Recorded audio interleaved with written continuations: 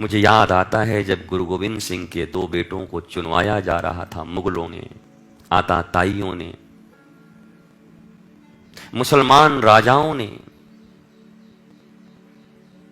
आक्रांताओं ने, जब कत्लेआम मची थी भारतवर्ष में, हिंदुस्तान में, जब चोटी और जनेऊ काटे जाते थे, रक्त रंजित की जाती थी भारत की भूमि, सनातन धर्मावलंबियों की कोई सुनने वाला नहीं था, हिंदुओं की कोई सुनने वाला नहीं था। इस पूरे भारतवर्ष में इतना अत्याचार। उस समय में उनके दोनों बेटों को चुनवाया गया। मुझे आश्चर्य होता है कि जिस 25 दिसंबर को आप क्रिसमस मनाते और क्या क्या मनाते, मनाइए, मुझे कोई बैर विरोध नहीं है, लेकिन जरा उसी 25 दिसंबर को याद कर लिया करो कि उसी दिन गुरु गोविंद सिंह के दोनों बेटों को चुनवा दिया गया था। क्यों पता है? तुम्हारे हिंदू धर्म की रक्षा के लिए। नन्हे नन्हे बालक, एक 15 साल का, एक 11 साल का, कैसे युवराज जैसे गोरे पुत्र इस्लाम धर्म कबूल कर ले और नहीं तो तुझे चुनवा दिया जाएगा।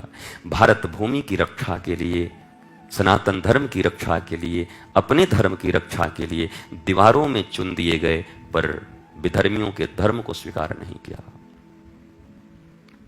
15 साल का बेटा खड़ा था और पहले 11 साल के बेटे को चुना जा रहा था, तो आंखों में आंसू आ गए। तो छोटे भाई जो चुन दिया गया था, यहां तक कि 11 साल का बच्चा, कहा भैया आप क्यों रोते हो? आप डर गए? आपको क्या हो रहा है? बोला नहीं नहीं लाला, मैं सोच रहा हूं मेरी आयु तुझसे बड़ी है, पहले मुझे जाना चाहिए था। मैं अपनी आंखों के सामने तुझे जाता हुआ देख रहा हूं, बस इस बात का कष्ट है।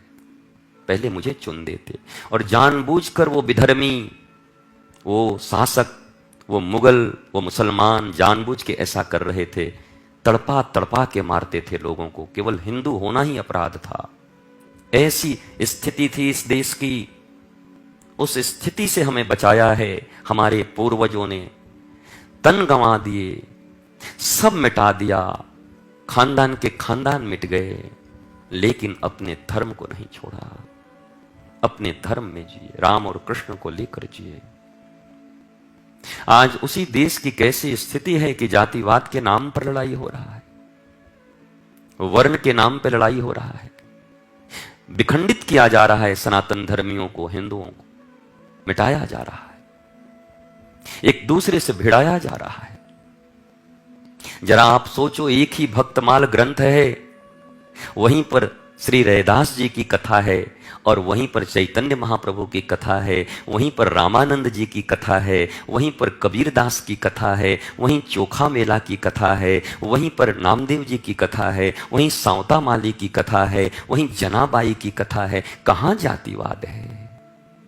कहां वर्ण विभेद है? ये तो वोट के सौदागरों ने तुम्हें बांट दिया है, जिनकी तिजोरियां भरी पड़ी हैं, तुम्हें बांट दिया, अलग अलग कर दिए तुम्हें। वरना जिस धर्म को बचाने के लिए 11-11 साल के बच्चे चुन दिए गए हों और मुस्कुरा रहे हों, भैया रोना मत, और फिर 15 साल के बच्चे को चुन दिया। जाओ दिल्ली,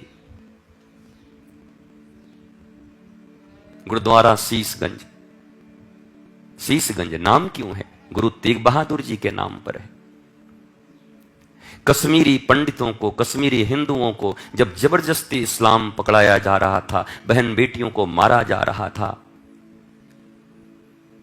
खुले आम रक्त रंजित थी पूरी भूमि, तो आकर तेग बहादुर जी से उन्होंने कहा मेरी रक्षा कीजिए। उन्होंने रक्षा के लिए तलवार उठाई।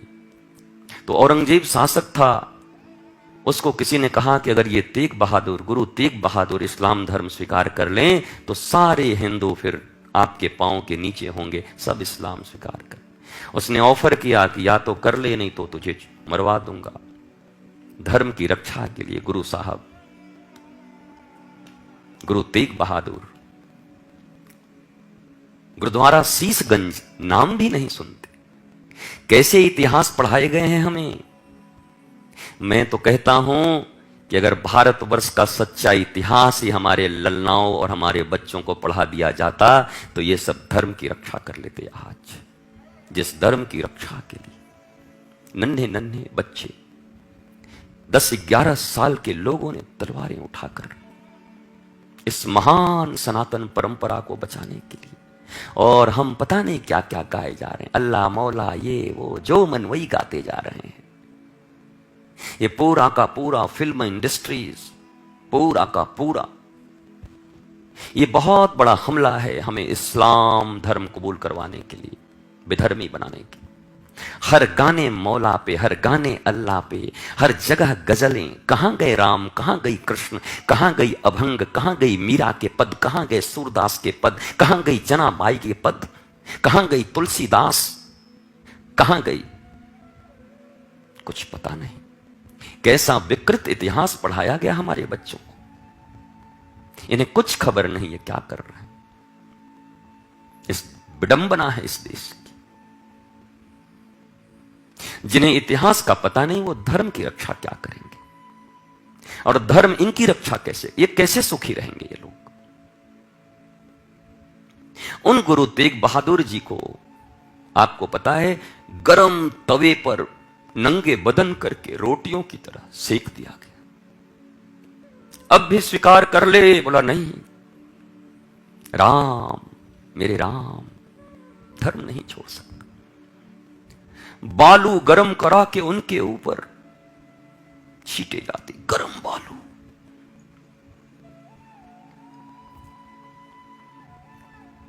बड़े तेल के कड़ाहों में पकौड़ियों की तरह तल दिए गए जिंदा इंसान जिसने धर्म रक्षा के लिए।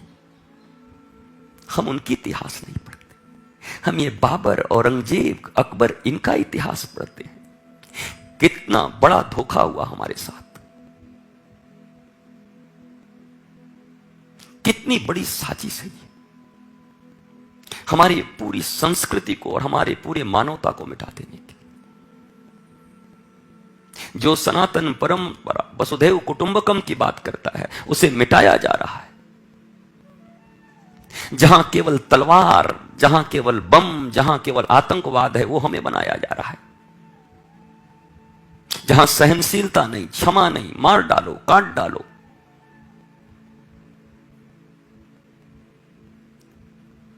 ये सिख गुरु क्यों बने थे? हमारी तुम्हारी रक्षा के लिए। इन्होंने अपने बेटों की कुर्बानियां क्यों दी? वो हो सकते थे, वो राजा बन सकते थे, एक एक स्टेट का राजा बनाने के लिए कहते थे, और वो मुगल लोग, पर हंसते हंसते अपने बच्चों को चुनवा दिया। पर धर्म न छोड़। हमें देखो हम क्या कर रहे हैं, वही सब सुन रहे हैं, वही रट रहे हैं, वही कर रहे हैं। मुझे मेरे कृष्ण का आधार है, मुझे जरूरत नहीं और किसी की। मेरे गुरु और मेरे कृष्ण मेरे लिए समर्थ हैं, मेरी किशोरी, मुझे और कुछ रचने की जरूरत नहीं। मैं उन महापुरुषों को याद करता हूं बस जिन्होंने मेरे धर्म की रक्षा की।